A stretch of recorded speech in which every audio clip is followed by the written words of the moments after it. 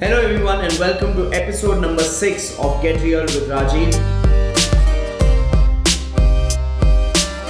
Today we have Pawan behind the camera who's going to be the voice of your questions. I'm actually loving this process of answering your questions and all the feedback that you guys give me with the comments and the shares. I absolutely love them. So we're going to answer 4 questions today. So Pawan, shoot the first question. It's from Radhika Bandya on Instagram. Alright. She says, I'm having a huge health struggle and sometimes I'm so consumed by fear. What is your self-talk during the most fearful situations in order for you to keep yourself going? Alright, firstly Radhika, get well soon, whatever that health challenge is, just take care of the health part of it because health is one of the most foundational elements of our life and I can understand how consuming that entire health challenge can be. Now coming to your question of what is the self-talk I had through my phases of fear or my phases of failure, let me put it out this way.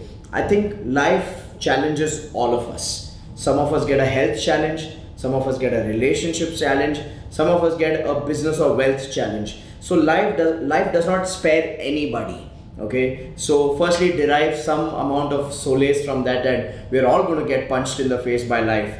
And having said that, does fear intimidate us? Yes. I'd be an absolute liar if I pretended like nothing fears me. I have my own set of fears. I've had my own set of fears in the past. And anybody who claims that they don't get intimidated by fear are big liars. So it's absolutely normal, it's absolutely natural to feel fear and feel a little bogged down by it. The key, however, is to go inside, evaluate for yourself, and then back your capability to come out of that phase. Sometimes what happens is when we are being thrown the punch by life, we get so intimidated in our fears that we give up on ourselves and our capability to bounce back. So the one thing that I would say is been a helpful self-talk for me every time I'm in a challenging situation is I back my capability to bounce back from no matter what the failure or what the fear is. And there's another additional belief that I carry which I find very, very useful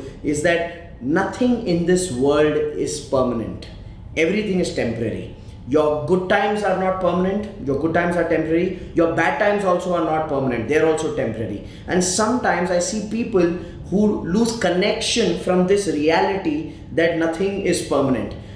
Think about it. When you are having your good times and you act like this is going to last forever, guess what? That's when you become complacent and that's when life punches you on the face. And for those of you who are having a bad time, who are going through a stage of suffering in your health, in your wealth, or your relationships, just derive your strength from the fact that that phase is going to pass. This too shall pass. Because if you do not understand and accept and embrace the fact that this too shall pass, and you live it like this is going to last forever, guess what? Your energy is always going to be down and you're not going to give yourself the capability and internal resources required to bounce out of that situation. So for me, my self-talk always has been around backing my capability to come out of any situation and reminding myself that no matter what it is, good times or bad times, nothing's permanent, this too shall pass. So staying detached from what's happening around me is the best way I have found in dealing with my fears. So I hope that helps, Radhika. Alright, Pawan, which one's the second question? It's from A. Pradeep Kumar on LinkedIn. Okay. As a coach, should I concentrate on building the knowledge bank, skill enhancement, or attitude grooming? If your answer is to balance it all, is it really possible to go through this with the day-to-day tasks that are happening with us? Okay, perfect. If so, what are the measures that you suggest on this? Alright, Pradeep, you've asked me a very long question, so I'll summarize that for all the viewers. So Pradeep's question is, as a coach, what should he focus on? Building his skill, acquiring more knowledge, or grooming his attitude? And if my answer is balance it all, which it is, Pradeep, you probably follow my work quite a bit for you to know that I'm going to tell you to balance it all. And if my answer is to balance it all, the question you've asked is how do you do that with the day-to-day functioning or day-to-day activities that you already have, and what are the ways and approaches I recommend? So Pradeep, yes, first part of your question, you need to develop your skills as a coach, your knowledge about the business, the market, the strategies that you got to use to grow the business, and definitely you got to carry the right attitude. Because think about it, skills, knowledge and attitude, or rather let me put it this way, attitude, skills and knowledge. I believe for any job role, not just for a coach, but for any job role, it's the integration of these three elements that allows a person to perform their job successfully. Which means if a person only has the right attitude but does not have the required skills and knowledge, then he's not going to deliver on the results of that job role. And if the person has only the right skills and the knowledge but does not have the right attitude, we know what a disaster that person can turn out to be. At the same time, if you have only the attitude and the skills but you do not have the know-how, you do not have the knowledge, then you are an armchair expert where you believe you have the skills but you don't know how to channelize those skills and build a successful business around it. So for me, it is the integration of attitude, skill and knowledge that allows a person to perform successfully on the job. In fact, I call these three elements the ask factor, ASK, attitude, skill, knowledge. So if there is no ask factor within, you can't get the tasks done outside. So no ask equals no tasks. That's the way I see it. Now as a coach, how do you build the attitude, skills and knowledge? Now you got to break it down. This is something that I see quite often with a lot of trainers and coaches. A lot of trainers and coaches become trainers and coaches because they are passionate about training and coaching. Some of them become trainers and coaches because they have the right skills. They have effective communicators, great listeners, great facilitators, great presenters, but that's not enough. And that's the big challenge for most trainers and coaches. They have the skills, so they believe everything is sorted, and then they go out in the market and market hits back by not giving them enough business. Just having the required skills is not good enough. You got to have the attitude as a trainer or a coach to build a business and to view it as a business. Most trainers and coaches don't view training and coaching as a business. They view it as a passion. Well, if it's your passion, then treat it like a hobby. Don't expect to make money for yourself. But if you want to really make money, then you got to treat it even like a business, which means you got to look at the marketing side, the team building side, the organization building side, the business model building side, because all of these areas of knowledge and attitude is what is required. So you need to have the attitude of treating it like a business and therefore acquire the knowledge of marketing yourself, building your brand, building your business model and scaling it up. So these are some key elements as a trainer or a coach that you could use, Pradeep, to focus on in terms of enhancement of your attitude, skills and knowledge. Now, does this have to happen simultaneously? According to me, yes. Having said that, you have practical challenges where you're in a job or you're doing something else right now and you don't have the required time and money to invest in your own education as a trainer and a coach. Let me tell you something. The longer you prolong the journey of investing in your learning in this business, the longer you prolong your suffering. Which means if you want to shorten the process of suffering, invest fast, your time, your money, invest it fast in learning and growing and acquiring the skills, knowledge and attitude that is required. So those would be some of the suggestions that I would have. And I think it's not just to any trainer or coach watching this video, any entrepreneur watching this video, this is the same formula. You need attitude, skills and knowledge. You need to have the attitude of treating a business like a business, because most entrepreneurs don't treat their business like a business. Most entrepreneurs wait for themselves to make money before they invest in the business. It doesn't work that way. You got to invest the time and the money that you don't have to make the time and money that you want to have. Let me repeat that statement. You got to invest the time and the money you don't have right now to make the time and money that you desire to have tomorrow. So it's not a game of time and money, it's actually a game of courage. The sooner you invest, it shows that you have faith, you're backing yourself and you have the courage to go towards your dreams. The shorter will be the journey of suffering. I've seen far too many entrepreneurs suffer for far too long and then give up and accept suffering as a way of life and build mediocre businesses purely because they don't have the courage and the faith to back themselves and invest the time and money that they need to invest to be able to get their desired results. So it's applicable to all entrepreneurs watching this video. Pawan, what's the third question? Pinky Negi on Facebook asks, is the grass always greener on the other side?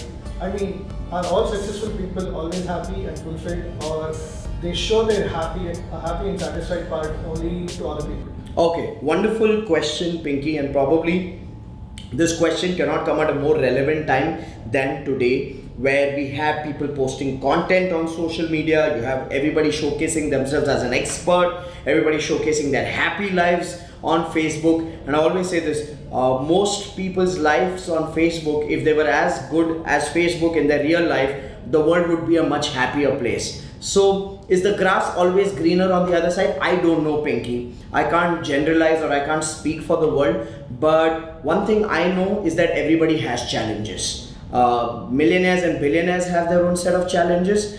Growing and scaling entrepreneurs have their own challenges. Struggling and survival entrepreneurs have their own set of challenges. Every human being has challenges because that is the name or that is the name of the game. I mean, life throwing challenges at you is absolutely normal. It's absolutely natural. Now the question is, why do people not showcase those challenges on social media?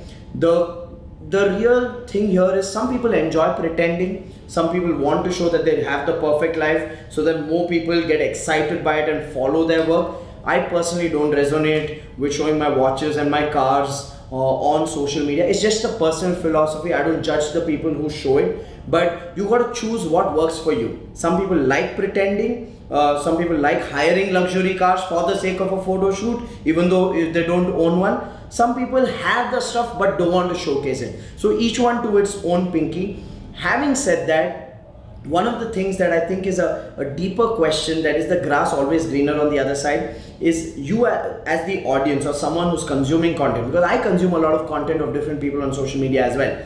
You got to know for yourself what resonates with you maximum.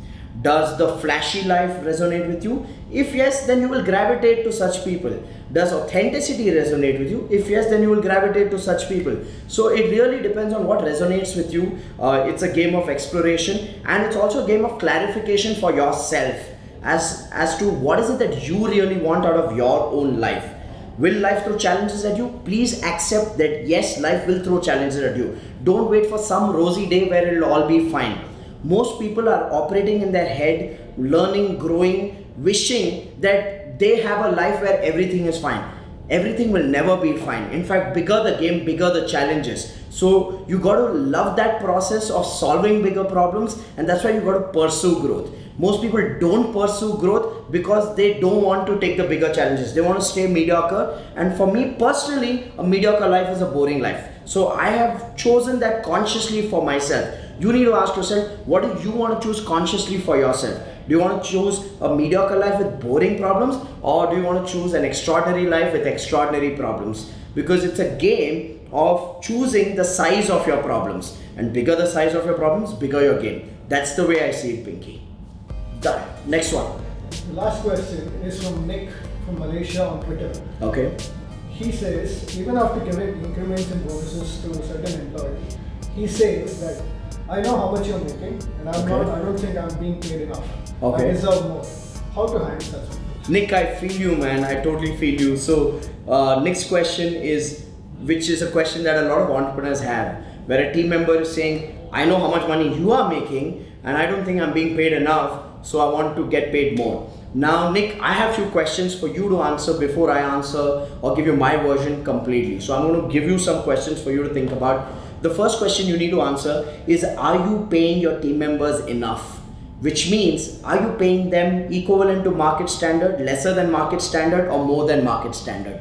I personally prefer paying my team members a little more than the market standard, purely because I want to take out the equation of pay while we are talking work. I don't want people to have this thing about I'm not being paid enough and working with that mindset, because that becomes a struggle as an entrepreneur. I prefer people paying people more, or paying people at least equivalent if we've not yet tested their capabilities. So if you are making that mistake of paying people lesser than market standard, Nick, then it's a correction that I'm going to ask you to make immediately. Pay people equal if you're not sure of their capability, but if you're sure of their capabilities, then pay them a little more so that they don't think about the money while they're at work. That's my personal way of looking at things.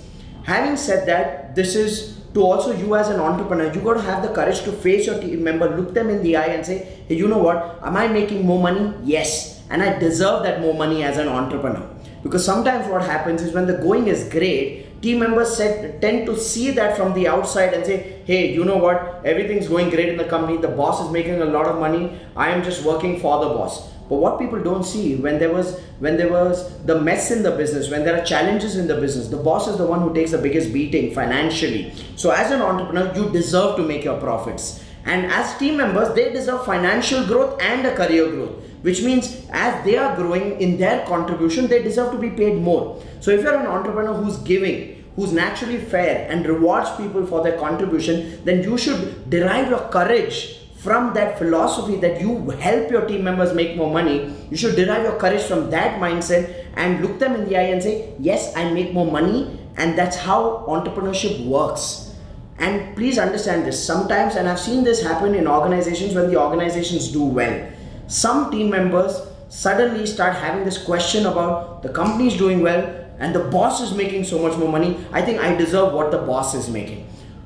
According to me, that thought itself is a very immature thought, and such people actually should be allowed to go outside, become entrepreneurs by themselves, explore the world by themselves, only to realize that as an entrepreneur there are so many things you got to put in place before you actually start earning those kind of rapid financial growth or big financial rewards for yourself. So Nick, don't be apologetic about making money. If you're making money and you're fair to your people and help them make money, then you totally deserve to make the money that you're making. But if you feel you can give more, then give more.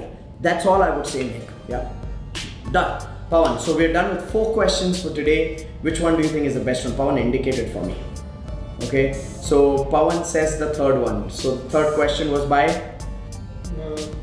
Pinky, I think. Pinky Negi. So Pinky, you win the best question for the week. You're going to get a copy of my book, Lead or Bleed. So that was a lovely question which I think is very relevant to everybody who follows my work, which was about, is the grass looking greener on the other side all the time, and why do people just showcase the prettier side of life? So Pinky, you're going to get a book, copy of my book, Lead or Bleed. So those of you who enjoyed this episode, make sure you comment below what was your highlight from this episode, and make sure you ask more questions for the next episode. I want more meaty questions so that we can give out more books. So look forward to seeing you guys in episode number 7, which is going to be next week. So this was episode number 6. This is Rajiv Talreja signing off. See you guys in the next episode.